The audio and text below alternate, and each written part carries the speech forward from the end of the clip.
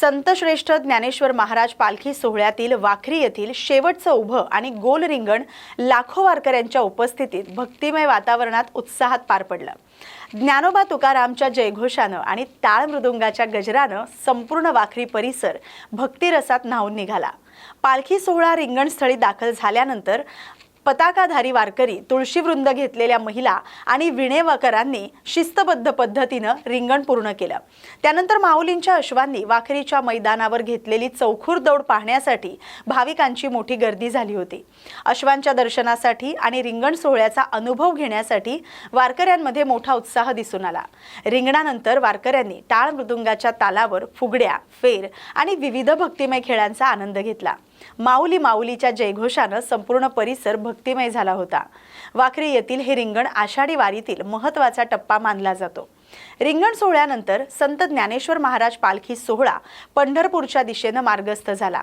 आषाढी एकादशीच्या निमित्तानं विठ्ठल दर्शनासाठी लाखो वारकरी सज्ज झालेत। भाविकांसाठी प्रशासनानं सुरक्षा, पाणी आणि वैद्यकीय सुविधांची व्यवस्था केली। या बातमीचा आढावा घेतलाय आमचे प्रतिनिधी सुदाम कराळे पाटील यांनी। जय जय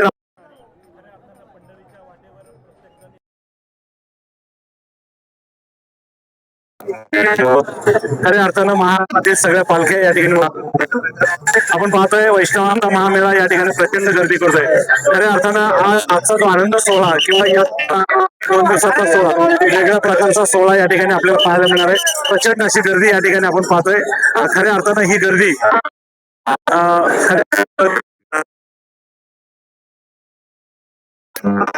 बस ते करत असतात, काम करत आपण पाहू शकता ही सगळी मंडळी या ठिकाणी तयार आहे।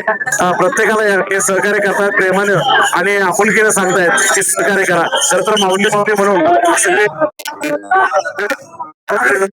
आपण पाहू शकता प्रचंड असा जनसागर या ठिकाणी आहे। पोलीस प्रशासन देखील आलेलं आहे। या ठिकाणी आता नवीन पालख्यांचं आगमन होत आहे आपण पाहतोय। खरं तर हा जो सोहळा आहे हा सोहळा खरं तर अभूतपूर्व सोहळा आपल्या दृष्टीनं महत्वाचा आहे। खरं तर आपल्या हिंदू संस्कृती आणि भव्य पताकाचे हे संस्कार आणि खऱ्या अर्थानं ठेवा जपण्याचं काम ही सगळी वारकरी मंडळी करतात। संत ज्ञानेश्वर माऊलींची खांदेकरी मंडळी पालखीचे खांदेकरी या ठिकाणी आहेत। आपण त्यांच्याकडे जाऊया। खऱ्या अर्थानं संत ज्ञानेश्वर माऊली संस्थांचे खांदेकरी आहात। काय भावना आहे, कितवा दिवस आहे आजचा तुमचा चालण्याचा? आज आमचा शेवटचा दिवस आहे। आज आम्ही आज वाखरीमध्ये विसवणार, उद्याच्याला पंढरपूरमध्ये आमचा प्रवेश होणार। खऱ्या अर्थानं परतीची वारी तुम्हीच करणार का? हो, परतीची सुद्धा वारी आहे। साधारणतः 22-25 दिवस होतात का? 33 दिवसाचा सगळा मिळून प्रवास असतो। 33 दिवसात प्रवासात माऊली आपलं नाव? महेश केदारी। तर आपण ऐकलंय महेश केदार यांनी सांगितलं 33 दिवसाचा हा प्रवास परतीचा वारीचा आहे। परंतु संत ज्ञानेश्वर माऊलीची ही हा जो सोहळा आहे हा प्रचंड गर्दीचा सोहळा आपण पाहतोय। या ठिकाणी खरं तर हे सगळे माऊली महाराष्ट्रातून वेगवेगळ्या भागातून वेगवेगळ्या जिल्ह्यातून उपस्थित राहताना आपण पाहतोय। खऱ्या अर्थानं हा आनंद सोहळा आपण पाहू शकता। संत ज्ञानेश्वर माऊलींच्या पालखीचा रथ या ठिकाणी येतो आहे। खऱ्या अर्थानं त्यांच्या समोर सर्व त्यांचे भक्तगण असतील किंवा सेवेकरी असतील, खांदेकरी असतील किंवा सगळे भोई असतील, हे सगळे मंडळी या ठिकाणी येताना आपण पाहतोय। खऱ्या अर्थानं याची देही याची डोळा पाहिला आनंदाचा सोहळा हा सोहळा पाहत असताना खऱ्या अर्थानं पोलीस प्रशासन देखील सगळ्यांना सहकार्य करताना आपण पाहतोय आणि सगळी मंडळी त्यांचा रिंगण खऱ्या अर्थानं पंढरपूर हे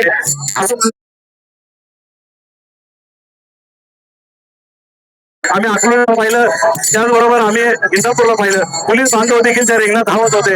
या ठिकाणी हे सगळे पोलीस बांधव विभागाचे सगळे प्रतिनिधी आनंद सोहळा त्यांचा दिसत आहे आणि म्हणून या आनंद सोहळ्यामध्ये सहभागी होण्यासाठी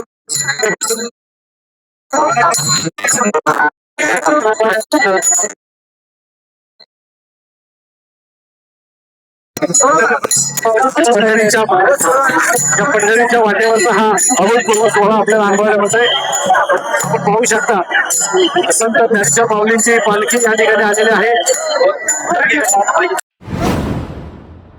पेण तालुक्यातील तरणखोप येथील राधाकृष्ण वाडीतील नागरिकांनी पावसाळ्यात होणाऱ्या पूरस्थितीवर कायमस्वरूपी उपाययोजना करण्याची मागणी केली आहे। याबाबत त्यांनी आमदार, जिल्हाधिकारी, उपविभागीय अधिकारी, तहसीलदार तसंच सार्वजनिक बांधकाम विभागाला निवेदन दिले।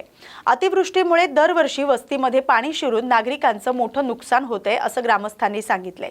नुकत्याच झालेल्या मुसळधार पावसात घरामध्ये पाणी शिरलं, त्यामुळे अन्नधान्य, कपडे, फर्निचर आणि शैक्षणिक साहित्याचं नुकसान झालं।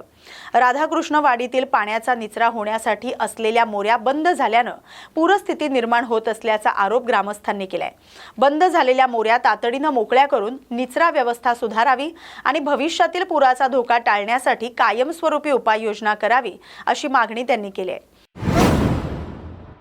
नीट पेपर फुटी प्रकरणी दिल्लीतील जंतर मंतर इथं सुरू असलेल्या आंदोलनाच्या समर्थनार्थ वंचित बहुजन आघाडीचे अध्यक्ष ॲडव्होकेट प्रकाश आंबेडकर यांनी दिलेल्या महाराष्ट्र बंदच्या आवाहनाला पालम शहरात चांगला प्रतिसाद मिळाला। या बंदमध्ये नागरिक, व्यापारी, युवा तसंच विविध सामाजिक संघटनांचे पदाधिकारी सहभागी झाले होते। आंदोलकांनी नीट पेपर फुटी प्रकरणी निषेध व्यक्त करत विद्यार्थ्यांच्या मागण्यांना पाठिंबा दिला। शनिवार बाजार परिसरातून सुरू झालेल्या आंदोलनाची सांगता पालम तहसीलदारांना निवेदन देऊन करण्यात आली। यावेळी विविध राजकीय पक्षांचे कार्यकर्तेही सहभागी झाले होते। आंदोलन शांततेत पार पडलं। त्या वतीने महाराष्ट्रभर जे बंद पाळण्यात आलं होतं त्या बंदला पालम शहरातून सर्व पक्षातून जाहीर पाठिंबा मिळालेला आहे। सर्व व्यापारी संघटना असो, सर्व पक्षाचे पदाधिकारी असो, सगळ्यांचा पाठिंबा मिळाला आहे। आज दिल्ली येथे जो अमानुष विद्यार्थ्यावर लाठी हल्ला झाला त्याचा जाहीर निषेध म्हणून शासनाला एवढंच सांगायचं आहे, आता साहेब तुमची पायली भरलेली आहे, आता तुमची पायली भरलेली आहे। तुम्ही आता सत्ता आम्ही खाली उतरल्याशिवाय आम्ही शांत बसणार नाही, तुम्हाला खाली खेचल्याशिवाय आम्ही शांत बसणार नाही। एवढंच बोलून थांबतो। पालम तालुक्यातले सर्व पक्षीय स्नेही मित्र, MIM के तालुका अध्यक्ष पठाण साहेब आणि आमचे महाराष्ट्र रिपब्लिकन पक्षाचे माधव तेंबे साहेब, आझम खान पठाण, आमचे वंचितचे अनिल राठोड, बाकी सर्व आमचे ॲडव्होकेट रामनियार साहेब, सगळ्या जनतेनं आपल्याला प्रतिसाद दिलेला आहे आणि व्यापारी संकुलांना प्रतिसाद दिलेला आहे। हा प्रश्न केवळ एका जातीचा, धर्माचा नसून सर्व भारतीयाचा आहे। सगळ्यांचा प्रश्न। ह्यासाठी आपल्या बांधवातून सोशल मीडियावरून जे न्यूज बघतील, पाहतील, त्यांनी जागृत व्हायचं। जोपर्यंत आपल्याला न्याय भेटत नाही त्यापुढे हा लढा लढायचा आहे। मी पुनः सर्वांचे मी धन्यवाद व्यक्त करतो। जय भीम, जय संविधान। दिल्लीतील जंतर मंतर इथं आंदोलकांवर झालेल्या पोलीस कारवाईच्या निषेधार्थ चाकण शहरात सर्वपक्षीय आंदोलन करण्यात आलं। विविध राजकीय पक्ष, सामाजिक संघटना आणि नागरिकांनी या आंदोलनात सहभागी होत निषेध व्यक्त केलाय। आंदोलकांनी हातात फलक घेऊन घोषणाबाजी केली आणि शांततापूर्ण मार्गानं निषेध नोंदवला। जंतर मंतरवरील घटनेची निष्पक्ष चौकशी करावी, आंदोलकांवरील कारवाईबाबत जबाबदारांवर योग्य ती कारवाई करावी आणि लोकशाही मार्गानं आंदोलन करण्याच्या अधिकाराचं संरक्षण करावं अशी मागणी आंदोलनकर्त्यांनी केली आहे। देशभरात या घटनेबाबत विविध स्तरांवर प्रतिक्रिया उमटत आहेत। दिल्लीतील घटनेनंतर अनेक ठिकाणी निषेध आंदोलनं होत आहेत। नमस्कार। आज या नीट पेपर फुटीच्या प्रकरणाच्या निमित्ताने काँग्रेस पक्षाच्या वतीने एक निषेधाचं आंदोलन घेण्यात आलं होतं। यामध्ये सामाजिक चळवळी म्हणून, सामान्य जनतेचे प्रतिनिधी म्हणून आम्ही काही तरुण मंडळी उपस्थित राहिलो आहोत, विद्यार्थ्यांचे प्रतिनिधी। जे देशभरामध्ये, दिल्लीमध्ये जे आंदोलन चालू आहे, या आंदोलनावरती जो अमानुष अत्याचार झाला, खऱ्या अर्थाने डायरेक्ट ब्रिटिश काळाची आठवण झाली। जालियनवाला बागेच्या हत्याकांडामध्ये जसे बॅरिगेट लावून लोकांना आतमध्ये कोंडण्यात आलं आणि अमानुष हत्याही करण्यात आली, हत्याही झाली, एक मुलीची हत्याही झाली। आणि या पहिलं डॉक्टर बाबासाहेब आंबेडकरांनी जे संविधान तयार केलेलं आहे, या संविधानाच्या मूळ अधिकारामध्ये आपल्याला फ्रीडम ऑफ एक्सप्रेशन आहे, आपल्याला आंदोलन करण्याचा अधिकार आहे आणि तो अधिकार गव्हर्नमेंट सगळ्या सामान्य जनतेकडून ओढून घेण्याचा, दाबून टाकण्याचा प्रयत्न करत आहे आणि ही हुकुमशाहीची सुरुवात आहे असं मला वाटतं। या टप्प्याला हे जे आंदोलन आहे याला आपल्या सगळ्या सामान्य जनतेने सपोर्ट करण्याची गरज आहे। याचं कारण असं आहे, कारण आज हे जे विद्यार्थी आंदोलन करतात ते जात्यात आहेत आणि आपण सुपात आहोत। काही दिवसांनी आपली मुलं या जात्यात येणार आहेत आणि यामध्ये भरडली जाणार आहेत। तर यासाठी सर्व चाकणकरांनी, खेड तालुक्यातल्या नागरिकांनी आवर्जून या आंदोलनाला सपोर्ट केला पाहिजे. सोशल मीडियावर याच्या विरोधात लिहिलं पाहिजे आणि मोकळेपणानं, खुलेपणानं जनतेमध्ये येऊन याविषयी मत मांडलं पाहिजे. तरच काहीतरी बदल होईल असं मला वाटतं. शेवटाला मी एवढंच म्हणेल की भगतसिंगांचा आदर्श घेऊन विद्यार्थ्यांसाठी SFI सारख्या जे काही चळवळी काम करतात, विद्यार्थ्यांसाठी भगतसिंगाचा आदर्श घेऊन आपण राजगुरू भगतसिंग यांच्या आदर्शाला आपण समोर ठेवून विद्यार्थ्यांचं एक मोठं आंदोलन आपल्या परिसरात उभं करून याविषयी आपण जनतेमध्ये जागृती करत राहावी. एवढंच बोलेन. इन्कलाब जिंदाबाद. मगाशी म्हटल्याप्रमाणे धर्मेंद्र जाएगा तो जितेंद्र आएगा. हे जे काय व्यवस्था पोखरण्याचं काम चालू आहे त्यामागे संघाचा परिपूर्ण एक षड्यंत्र करून केलेला डाव आहे. बंच ऑफ थॉट या पुस्तकाप्रमाणे आजचा सर्व कारभार चालू आहे. मुळात आपल्याला हा लढा कोणा एकासाठी नसून व्यवस्थेतील तळागाळातील सर्व लोकांसाठी आहे. आपली परिस्थिती अशी करून दिली की रोजच्या जीवनाच्या जगण्याच्या संघर्षामध्ये आपण आपलं भविष्य हरवून बसतोय आणि नेमकं ह्याच गोष्टीचा फायदा सरकार घेते. माझी सर्व समाजाला, सर्व जाती धर्मातल्या लोकांना नम्रतेची विनंती आहे की रोज तीळ मरण्यापेक्षा एकदा अखंड मरण्याची तयारी करा, जेणेकरून तुमच्या या क्रांतीला, तुमच्या या त्यागाला धरून या देशामध्ये कुठेतरी फार मोठा बदल होईल आणि तो बदल झाल्यानंतर निश्चितपणे इथं सुख, शांती आणि आनंद हा भरभरून ओसंडून वाहील. धन्यवाद. चाकण MIDCतील आरआई कंपनीजवळ झालेल्या विचित्र अपघातात 2 जण जखमी झालेत आणि दोन्ही वाहनांचं मोठं नुकसान झालंय. अपघातानंतर काही काळ परिसरात गोंधळाचं वातावरण निर्माण झालं. जखमींना तातडीनं उपचारासाठी रुग्णालयात हलवण्यात आले. अपघाताचं नेमकं कारण अद्याप स्पष्ट झालेलं नाही. सध्या अधिक तपास सुरू आहे. या घटनेची अधिकृत पुष्टी किंवा सविस्तर माहिती उपलब्ध झालेली नाही. पेण तालुक्यातील वरवणे गावात मुसळधार पावसामुळे पुन्हा एकदा भूस्खलनाची घटना घडली. ग्रामस्थांमध्ये भीतीचं वातावरण निर्माण झाले.